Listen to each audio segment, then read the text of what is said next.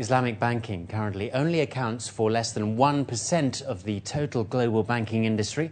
That amounts to roughly 640 billion US dollars.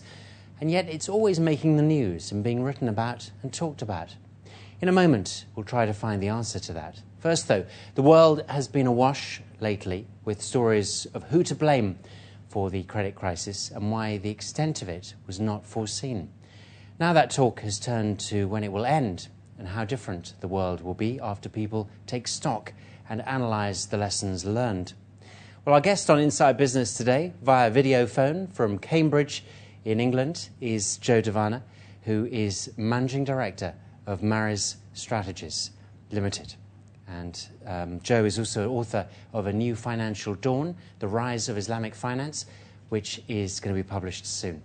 Joe, good to have you back on the programme again. Can I start by asking you, now we're hearing many different opinions on the global economy. Is it a case of the blind leading the blind? Well, you know, we're actually entering this age of what we call the age of the economist, you know, where everyone's trying to make predictions, everyone's got a solution. And we're actually venturing into brand new territory, you know, when we look at where the economy is and where it's going. You know, I liken this to, you know, if you ask 5 economists their opinion, you get back 7 answers. You know, it's an interesting state of affairs that we're at right now. I don't think anyone has the ultimate solution. I think we're going to go through a period of experimentation where we're going to have to try some things to see how things actually work, because we've never, you know, had a period of time where the economies of nations were connected so tightly together. You know, one decision in one country has a ripple effect in other countries almost instantaneously, whereas, you know, in the past it would take years for these kinds of things to happen. Now, Joe, are governments doing the right thing by injecting huge amounts of money in order to service debt and facilitate bank loans, do you think? Well, that's probably the comedic term of the decade, is this whole term of quantitative easing. When I first saw that in the report in the FT, you know, a few days ago, you know, the Bank of England and the U.S. Federal Reserve using that as the term for just printing more money, you know, I realized over the last, you know, 5 years, you know, when Zimbabwe does that, we call that irresponsible banking practices, you know, but when we do it in the West, you know, it's considered economic stimulus, you know, so it's interesting to see, you know, that how that whole thing is playing out. I think it's a short-term solution. It's not a long-term solution. The UAE is expected to come out of the financial downturn sooner than other places. Do you agree with this? Absolutely. I think the UAE, you know, and especially, you know, the governments of Dubai and Abu Dhabi, you know, have done a remarkable job at kind of weathering the storm. You know, most governments would have shut down a lot of projects and a lot of programs and things like that. And UAE, you know, have been very steadfast in their approach, saying, listen, we're building a nation here, you know, and that requires significant investments, you know, across all industries, not just banking. And, you know, they've made, you know, significant moves in keeping these things moving.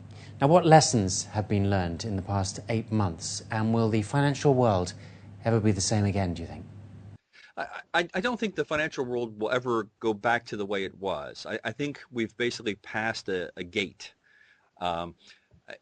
And if we look at the structure of how, you know, banking and finance worked during the 20th century, you could argue that it's about time that we, you know, made a big change. You know, most of the banking laws, if we think about in the case of the United States, the vast majority of banking laws were written, you know, in the late 1930s, you know, at the end of the Depression.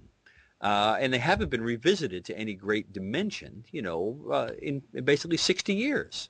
And why is Islamic banking in the news so often? We mentioned this in the introduction. I mean, the figure we're talking about is around 640 billion US dollars, which is less than 1% of the total global banking industry. Well, I think it's because it's the only game in town that's growing right now. It's the only sector of the banking economy that has any upward momentum whatsoever. And if we look at Islamic banking, it has barely scratched the surface of the potential market of 1.6 billion Muslims. In the 3 countries that we just surveyed, which were primarily Muslim countries, you know, less than 5% of the bankable population, has experienced any banking whatsoever. So the potential for Islamic banking is absolutely enormous.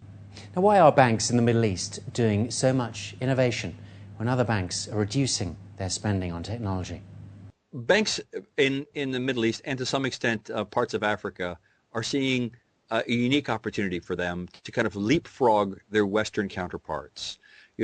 Banks in these regions do not have a lot invested in infrastructure, like magnetic stripe credit card processing, those types of things. So they can jump right to the latest technology, chip and pin, smart cards, those kinds of things, without having to undo existing infrastructure.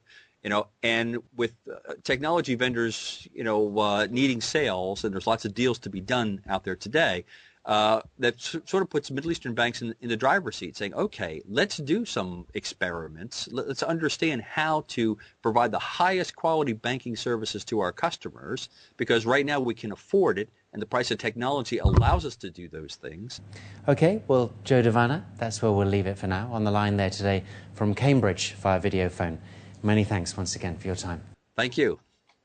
Well, that's it for this edition of Inside Business. You can contact the programme by writing to us at ib@city7tv.com. But for now, from all of us on this edition of the programme, goodbye, and we'll see you again soon.